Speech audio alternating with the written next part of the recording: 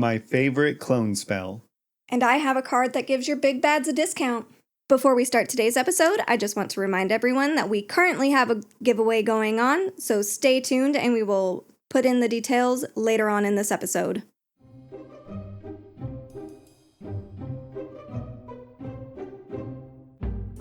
Welcome to MTG Unraveled, where we each choose a magic card and over-explain it to distract you from your current hyperfixation. I'm Rafa. And I'm Ryan. Today's episode, we are focused on what our pet cards are. Something that describe us and who we are when we're playing Magic. So we'll go ahead and we're going to start off with your card. So we've got X in a blue, creature, bird, bard, rare, from Bloomborough, and its power and toughness is 1/1. I know exactly what this card is. You do? Do you remember the text box? No.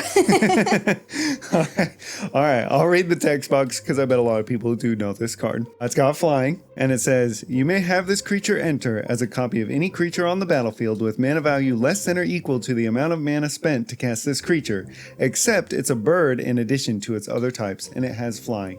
Why isn't it a bard still? Why do we lose the bard? Good question. Yeah. I know. No love for the bards? Well, because bards are performers. Oh, I figured it out. If you're copying a creature and you're a bard, if you're in character, you might not be very bard-like. Yeah. As you're copying somebody else. Yeah, you're a performer. Okay. All right. You're pretending to be whatever you become. Obviously, this card, if you don't know, is Mockingbird. You picked a really good card. It's in less than 3% of decks, and I think you'll agree with me. It's a pet card. How many decks do you have it in? One? Maybe? Yeah, I think I only have it in one of my bracket 4 decks. So this creature copies any creature on the battlefield with mana value equal to the amount of mana you spent to cast it. So obviously you could cast it for just a blue, and you can copy anything with mana value 1 or less. But if you add into X, then you're trying to copy something with a higher mana value. That's the only reason it even has an X in its mana cost. Like when you pay 2 and you now have a Lotho in Demir. Yeah, when you pay 2 and you have a Lotho, that's perfect use of this card. Yes, except it was. This Lotho flies. That's kind of scary. No flying Oh, hobbits. you did do that Halflings. Recently. Yeah, I did. That's why you're saying I copied your Lotho on turn 2. So many treasures that game. It was great. So there's a few rules text. Mockingbird's second ability counts all mana spent to cast Mockingbird, not just mana spent on X. If there are any additional costs to cast it, the mana spent to pay those costs counts as well. I remember when I first started playing the card, that did not come naturally to me. It's different than most other Magic cards that do something with an X value. Yeah, but what it's talking about is if someone has a Grand Arbiter Augustine IV and all your spells cost 1 more, you don't actually have to pay 1 more than you intended to pay with Mockingbird because you just make X equal to 1 or 2 and add that extra 1 from Grand Arbiter Augustine, and that goes towards how much mana you spent to cast Mockingbird. So it gets around stacks pieces. Take that. Mockingbird copies exactly what was printed on the original creature, except it's a bird in addition to its other types and it has flying, and nothing else, unless that creature is copying something else or is a token. It doesn't copy whether that creature is tapped or untapped, whether it has any counters on it or auras and equipment attached to it, or any non-copy effects that have changed its power, toughness, types, color, and so on. Yeah. Pretty straightforward. It's a copy. It copies like a copy does. Copy, copy, copy. Any enters abilities of the copied creature will trigger when Mockingbird enters. Any as this creature enters or this creature enters with abilities of the copied creature will also work.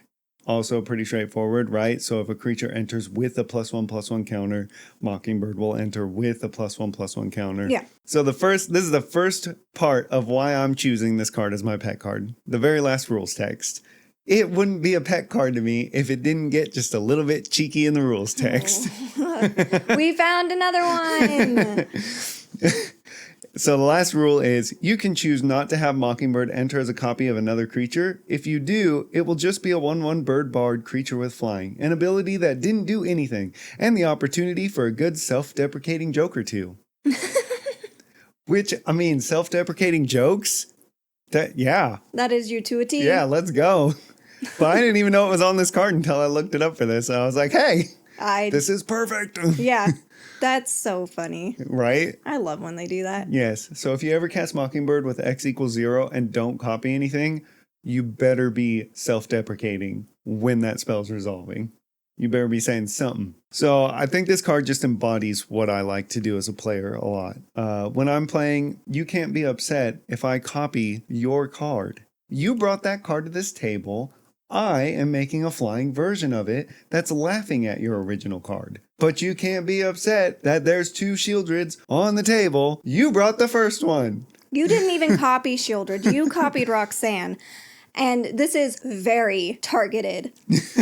No, it's not. I copy everybody's stuff. I'm just saying, for like 3 weeks straight, somebody had to copy my commander and play my commanders. If you love them so much, then build them yourself. Otherwise, back off.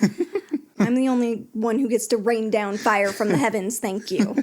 When I was looking up this card, I saw that it was in less than 3% of the decks it could be in, which, I mean, it's still quite a bit of decks. It's in like 150,000 decks. If you have non-legendary creatures in your 99 that you would consider wanting a copy of, or want flying creatures either for flying matters or for evasion when you're attacking, this creature is really great. Even if you don't have any of that, I mean, just having this as a copy of anything that's the best thing on the battlefield, beginning of the game or late game, is really powerful. I have it in 3 decks. It's in a bracket 3 deck, a bracket 4 deck, and a bracket 5 deck, which is exactly why I think this is technically a pet card. The only bracket 5 deck I have is Rogsai, and most Rogsai lists don't run Mockingbird, but I have yet to take this card out. Yeah, if you put a card into your CEDH deck list that is not meta, especially when you're running one of the top commanders. Well, and it's turbo. It's meant to just turbo Yeah. out. And, yeah. My thought is if I see a turn 1 even Mana Dork or Esper Sentinel or Ragavan, any turn 1 creature that comes down, I'm going to want a copy of that in Rogsai. Almost Except guaranteed. by the time that you cast it to copy that, like, you should be winning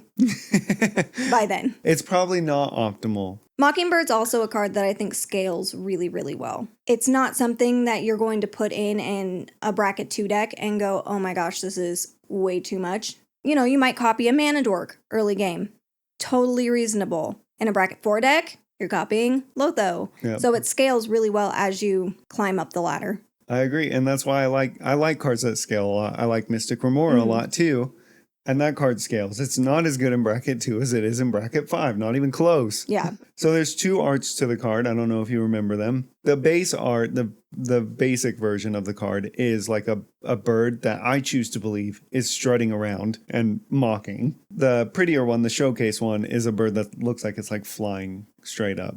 Yeah. Which is the one that you're probably thinking of. Yeah, that's the one I remember. I do not remember the base art Oh, yeah. off the top of my head. He looks really funny. They both have flavor text too. The original one, the one I said that looks like he's like strutting around, he says, laughing at you? No, I'm laughing as you. Yeah. And even the showcase one has flavor text though, because this card's just full of flavor.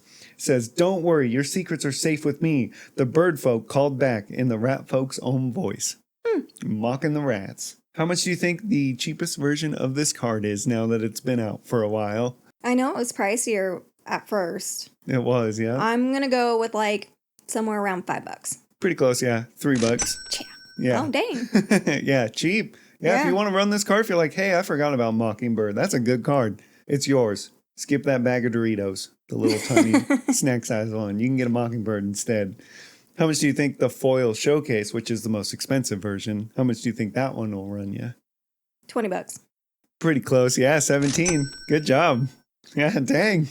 Hey. Yeah. So what are your thoughts on this card? Oh, Mockingbird is a great card.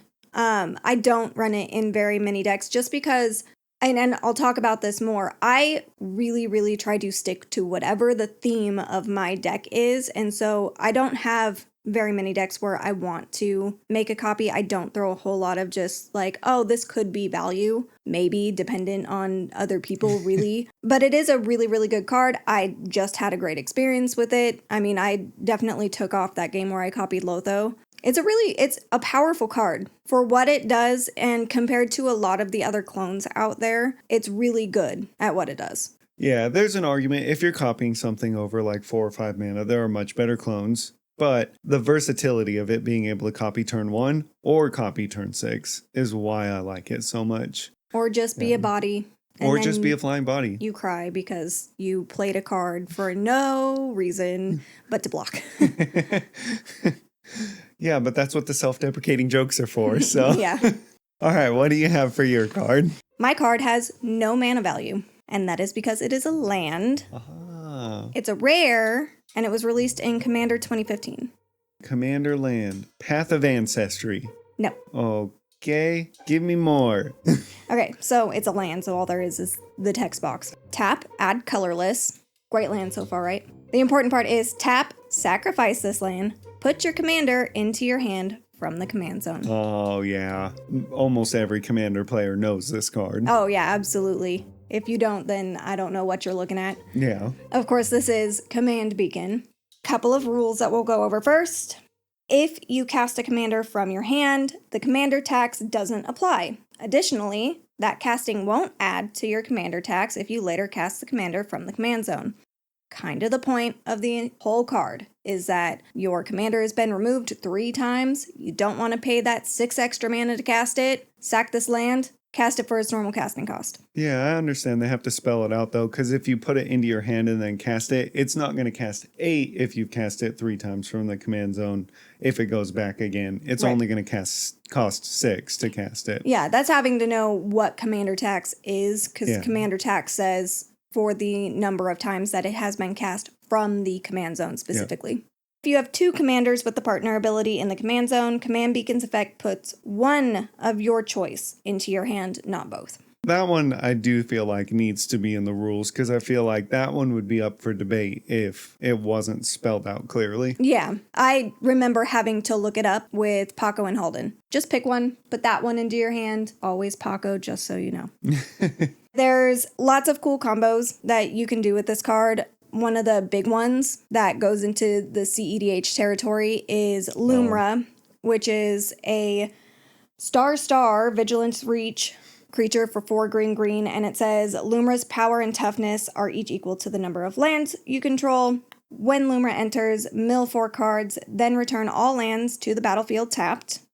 You combo it with Food Chain, 2 and a green. Exile a creature you control, add X mana of any one color where X is equal to 1 plus the exiled creature's mana value. Spend that mana only to cast creature spells. And then you need any source that makes lands enter untapped. Example like Spelunking, just anything that says lands you control enter untapped. Yep. And Command Beacon on the battlefield. And then you're able to sack Lumra, add your 7 green, sack Command Beacon, put Lumra back into your hand. The commander tax is null and void, and you're netting 1 mana every time. And then there's a bunch of other things with like enters battlefield triggers, leaves battlefield triggers. It goes infinite in 6 billion different ways. Yeah, if you've ever seen a Lumra deck play, you've won at that point if nobody interacts. There are 14 printings of the card. Wow. And 4 different arts. That's more than I thought. Yeah, it's more than I thought as well. Most of them are from your commander sets that came out over the years, and then there's been some secret lair drops and things like that. The flavor text on the card is, I gazed once into the light. Now it burns in my mind, forever denying me rest, because you won't just let your commander die. Joda's coming back. Get over it. Give him a spank. Get back out there. Come on, buddy. We got work to do. Legacy, Commander, Vintage, Oathbreaker, Historic, Brawl, and Timeless are what it's legal in. I don't know why you would play this in anything except Commander. Well, do companions count as like commanders? No. But they're in the command zone. That's it, right? Yeah, but They're not commanders. They're not commanders. Command Beacon you would cannot not work with put them. a companion into your hand. Okay. Yeah. It's one of those, like, I guess it's technically legal. Yeah. You're not going to see play. No. Commander, on the other hand, perfect. It is a commander card. It Yes. came out in a commander set. It was specifically made for commander players. What do you think the price of this card is? Last time I checked on this card, I think it was about $10, so I'm going to say it's dropped just slightly to $9. Pretty close. Oh, dang. It depends on what printing you're looking at. Any of your base ones are going to go for about $8.50. Oh, wow. The foil, fancy art, secret layer ones can go up to $45, Wow. which is a lot for a command beacon. Yeah. But you know what? Sometimes you need the pretty cards. The reason that I picked this card as my pet card, it just perfectly describes who I am as a Commander player. You love your out of the blue, what on earth is this commander that you have picked? I'm going to do some weird stuff. I like the powerful cards. The powerful commanders are popular for a reason. I looked at EDH Rec stats to see if I was just crazy, like everybody just plays this card all the time. I can't consider it a pet card because we had a conversation about like, no, we can't pick Soul Ring or Arcane Signet or Counterspell. Yeah. The deck inclusion rate was 4.94, which is 423,000 out of 8.2 million decks it could be in. 4.94, almost 5% is pretty high. My rate of running an index is higher than that. Okay, yeah. Because that would be like, it's in like one of my decks. That's a good argument. I currently have it in 5 out of my 13 decks. It's in Joda, Elish Norn, Judith, Nethroy, and Paco. And as I was going through this card, I went, why don't I have this card in Sheoldred? It's a monocolored deck, so having one colorless land in there, one more colorless land isn't going to hurt me. And I also feel I really should have it in Bria. I build very commander-centric decks. I even put this card in my 5-color deck, which slotting a colorless card into a 5-color deck is risky business. Yeah, that's a tall order. Let me tell you, he does get removed a lot. Yeah. As he should. Yeah. And that goes for all of the other commanders that I listed as well. I build a deck because I go, ooh, this commander is cool. This is what this commander does. And I shove cards in there to support that commander. I apparently like to be the problem. What are your thoughts about this card? Command Beacon's a really good card. I don't know if I have it in a deck, but if I do, it's not most of my decks, and I don't tend to run commanders that have such good value that they need to be removed, which is where this card shines. It makes a lot of sense to me why you don't run Command Beacon, and it really highlights the difference between us and how we play this game. Hey, look, I like to misplay, and my misplays cannot cause me to lose the game if all my cards are equally as bad. So that's one way to look at it. Yeah. At the end of every episode, we like to talk about something that we are currently hyper-fixated on. You have something that you refuse to tell me what it is. Yes. When I was younger, I remember this feeling, and I completely forgot it even existed until we were around some young adults. And I asked the young man, oh, what do you do? And he's telling me like, oh, I got this job. I got this thing on the side. I'm making music and this and that. And I'm just like, oh, yeah, I remember that feeling. I don't know if you know what I'm talking about, but when you're a young adult, any older adult that asks you, what are you doing? It's almost like you feel like you're being accused of not being ambitious enough. I completely forgot that feeling until I saw that kid. And I was like, bro, I was just trying to figure out like, what do you spend your time doing? I'm not trying to figure out if you're a lazy piece of crap or something. Like, and I just remember feeling like that too when I was younger. I would go at length to make sure people knew I wasn't that person that I can think of that just can't even keep a part-time job and doesn't do anything. I mean, I thought about it and I was like, if I felt like that today and I was going to answer like that kid did, I guess I'd be like, well, I'm a father. I've got a full-time job. I'm editing a podcast. And I'm sure I could think of like 5 other things if I really wanted to. But if people ask me what I'm doing, I'm just like, that's surviving. Like, that's how I feel today. I don't know. That's so millennial coded. It took me a second to realize what you were talking about. Mm-hmm. Yeah, I'm trying not to name names. Yeah, and I remember it now. And when you asked that, I did kind of stop for a second and go, he's giving him the 3rd degree. I think is okay for us to clarify is this boy was your niece's boyfriend. Yeah. And so first time you met him, it came across very much as, what do you do? I didn't even say Are you like good that. enough? No, but from a young person's perspective who just met you, who probably already felt a little intimidated. I don't know. Maybe not. Maybe he was chill. I'm a very intimidating person. You don't have to be, though. I totally know the feeling that you're talking about. I always kind of had the easy way out because I'd be able to just say, oh, I'm a stay-at-home mom, and people go, oh, well, yep, that's a lot. Yeah. Or I would be able to say, hey, I'm a college student. But I also got this feeling of like, I wonder if they're judging me because I didn't work. I did a little bit of work while I was in school, but not very much, very part-time. And I really didn't hold a steady job until well into my adulthood when I had to, basically. So I know what you mean with feeling like I need to impress and what are they thinking, what are they doing? Yeah. Kind of thing. Like I need to say more because this isn't enough. But that's also back to that whole like self-deprecating thing. Yeah.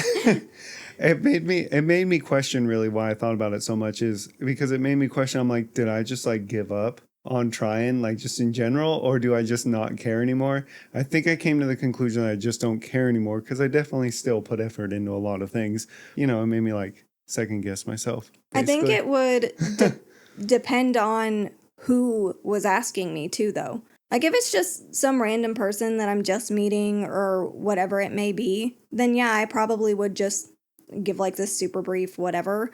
But if it was someone that I was like, oh, no, I want to impress them kind of thing, then I would feel more inclined to, or if it was a more formal setting, I don't know. I wouldn't just be like, man, day by day, don't you know? Still waking up. Just kidding. Yeah, I don't know. I guess maybe it is all context or environment, whatever. You know what I mean. And we're just old. Yeah, that's really what it is. I'm like, I remember being like that with everyone when I was a young adult. Just everyone. If anyone asked me what I was doing, I had to make sure they knew everything I was doing. And I fed my neighbor's cat yesterday, you know. Yeah. It just reminded me of something that I completely forgot existed. I don't even know if I've thought about it ever. Oh yeah, me neither. All right, well, before we close out today's episode, I want to remind everyone that we are currently running a giveaway for 3 different secret layers. You can check out the link in the description, check out our TikTok, we have a link there as well, and enter to try to get your little piece of it. And if you'd like to share any of the quirks that Magic has hidden in their cards, join the Discord in the description or leave a comment. If you have any questions or suggestions, please send us an email. We hope you learned something new today. If you have a pet card, please let us know. If you think that our cards don't count as pet cards, let us know that as well. Or whatever else you have on your mind, we would love to hear from you guys. Thank you, everyone. Enjoy your week. Click all the buttons. And do all the things. And we'll see you next time. Bye!